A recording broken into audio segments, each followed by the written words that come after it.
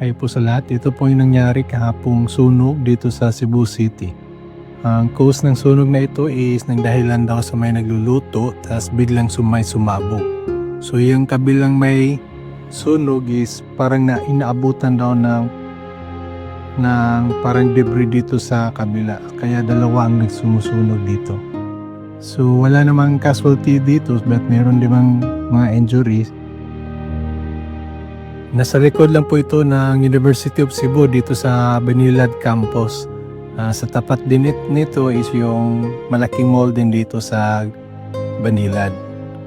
So maraming ding affected dito kasi mga 300 individuals ang affected tapos mga 52 ang destroyed na houses kasi yung iba may maliit ding house din dito. So tingnan nyo muna ang sitwasyon kahapon. Mga 4:30 PM is na-fire out na siya. So ito rin yung aftermath niya or resulta after almost 2 hours na sunog dito kahapon. Naging fourth alarm daw ito by sa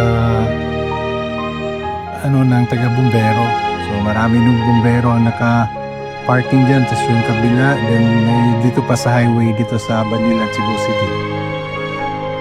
Yan po yung pangalawang sunog, yung maliit na sunog kanina. Ito. Then yung malaking sunog is yung may sa kabila.